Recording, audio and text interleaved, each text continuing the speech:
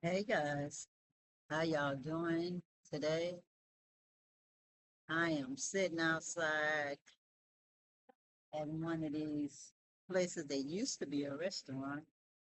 I don't know how long it's been closed, y'all, but I'm waiting on somebody to do something good for the world. So while I'm here, I just started to start working on my series about how I feel at 72, being what I call a souvenir baby, y'all.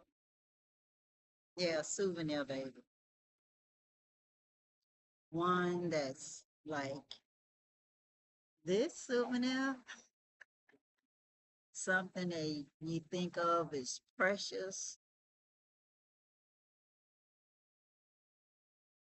but something that you got from somewhere or somebody that you may not go back to again, that you may not see again.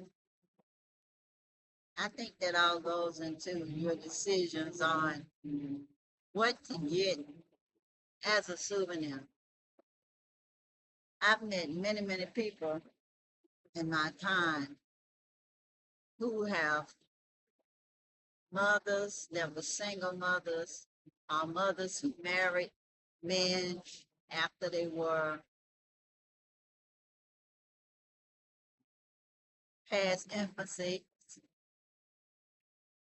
people who was brought up in an extended family from their mother's side and who didn't really know their father or whoever they found out was supposed to be their father, as they're now saying after DNA testing, finding out that they're not related to them at all, not even cousins. And you would like to think, like, why would my mother fabricate who my father was, y'all? And just say I was born in 1953, so back in the day, DNA was unheard of, y'all. So if people made up stories, if you didn't need a blood transfusion or something, they 9 times out of 10 never had to tell you the truth. They could take it to the grave, as they say. And who knows if they shared their secret with anybody. Lots of times they never even told the birth father that you even existed or that you could potentially exist. As they say, it just be that way sometimes. Made arrangements to give the child up for adoption or kept them, as my mother did, as a what I call souvenir. And then when I was discussing it, because we have AI now that you can start having exchange of ideas with. And the AI told me after me giving it more detail, because it has memory now, y'all. Sorry, y'all. It has memory now. And it says, emphasize that you were a secret from the start. You were a remnant of an encounter, not a partnership. Because I know after DNA testing and other research that I'll get to on other episodes, this being episode 1, that they did not have a relationship, y'all. But I thought they did. That's who I thought was my birth father, was my mother's ex-boyfriend, y'all. And my grandmother even told me that he asked my mother to marry him, but she said no. So I thought she was women's lib, y'all, power to the women. And she just didn't want to marry him because when I did meet him at 5 years old, because I kept asking her every time I saw a new guy, is that my daddy? Is that my daddy? Even after my mother had married her husband, y'all, when I was around 3, I'm still pulling on her skirt saying, is that my daddy? And one day, y'all, she took me to this place called Ivan's Department Store. And they had elevators back in the day, y'all. Had two-story building. And the guy on the elevator was the guy that she told me. When I said, is that my daddy? She said, yeah, that's your daddy. And I ain't gonna lie, y'all. I looked at her like, are you sure? As a 5-year old, I just didn't have no positive vibrations from that guy that he was my dad. And I had fantasized in my mind that my daddy was like a movie star, that he had to be somebody special. Surely not a plain old guy that makes the elevator simply go up and down. I couldn't imagine my daddy doing such a trivial job, y'all. So anyway, when I first met this guy, he walked with us across the street to what used to be a drugstore and bought me 3 generic candies for we'll just say 10 cents. Who knows, 10 cent, 5 cent, either way it go, it wasn't much. He was trying to be nice. And then over the years, I might have seen him once every so often if I went out of my way to meet him at his job. I remember one time he gave my mama $5, and out of the $5, I bought me one of them little stoves that you could connect to water, pour water in it some kind of way, and the water came out, and you had batteries where it had lights and every other thing on the stove. And then later on, y'all, I remember waiting for him to come visit, and he just never showed up. I'm thinking this guy's a deadbeat dad once I heard that on the television.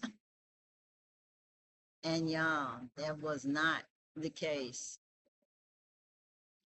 I was around, we'll just say 62 or so when I heard he was in a nursing home, and I just wanted to see how he was doing. And when I got there, I actually asked him, how come he treated me like he treated me over the years? And he just told me, I just thought you wasn't none of mine. It was honest, y'all. But I had it in my mind, even though he wasn't a very nice person, that if he ended up in a nursing home, since I was old enough, I would forgive him if I did a DNA test on him, a paternity test anyway. And if it was positive, I'd see if I could manage to take him home and take care of him, because I just don't like the idea of nursing homes, y'all. But anyway, he didn't really want to take that DNA test because it was one of the ones where you swab in the cheeks, the identigene or whatever it is, the one where it's just for paternity test. So anyway, he reluctantly let me do it because at first he was saying that I could be his daughter and his stepdaughter could just keep being his stepdaughter. And I say, nah, I just really want to know. I really need to know. So he let me swab both of his cheeks, 2 different cotton balls, y'all. And then I sent it off and I swabbed my cheeks as well. And when I got the results back, the maternity test said he was not related at all, not even a distant cousin. And I was relieved because I didn't really like his family that much. They weren't very nice people. And some things is better left unsaid at the beginning of a series. But to say the least, he went above and beyond by allowing me to do that DNA test. Well, not DNA test, but that paternity test. Because I'm sure he felt some type of loyalty to my mother, even though she's been gone to meet her ancestors for many, many years now. But he still had something that he felt for her that he was trying to cover for her. But anyway, y'all, at least for whatever semblance of love he had for me, he allowed me to do that test on him. And it freed me, y'all. It freed me. I was so happy that we was not biological related. And I almost went back to the nursing home to tell him, but I lived in Texas. He was in Louisiana. And I talked to one of my best friends, and she said, girl, just write him a letter and let him know. And so I just put it in a card, you know, and just told him that, you know, that he did good for me and I appreciated everything he's ever done for me. And he showed it to the nursing home people and said, I think she's saying that the test says that I'm not her dad. Well, that's what the test said for real, y'all.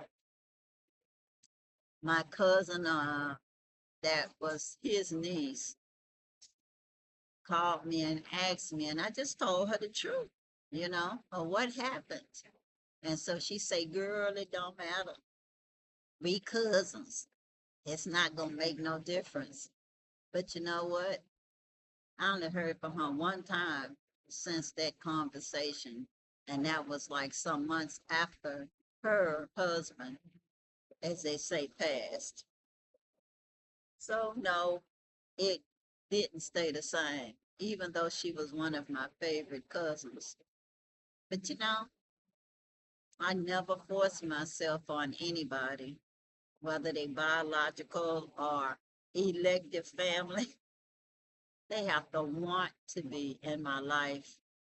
I don't force myself on them. But anyway, at least I know now the guy that I thought was my birth father was not, and he was not a deadbeat dad. He just wasn't my dad, and he knew he wasn't, and he couldn't fake the funk. So thank the Most High that he was honest enough to let me do a test on him.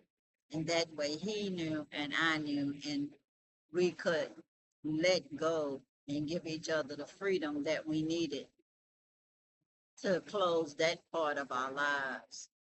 Stop the struggle, trying to force something that wasn't true to begin with. And y'all, I'm telling you, everyone for DNA tests, I would have never had answers because my mother wasn't there anymore and he sure didn't know anything. But that'll be a story for another day. If this has been of any interest to you, let me know in the comments. Thank you for coming to visit my channel. If you have not subscribed, please do. It's free, y'all. If you want me to talk about this subject of being a quote souvenir baby, meaning a baby that resulted from some type experience of your birth parents that wasn't permanent and that the birth father was not involved, probably didn't know nothing about you at all.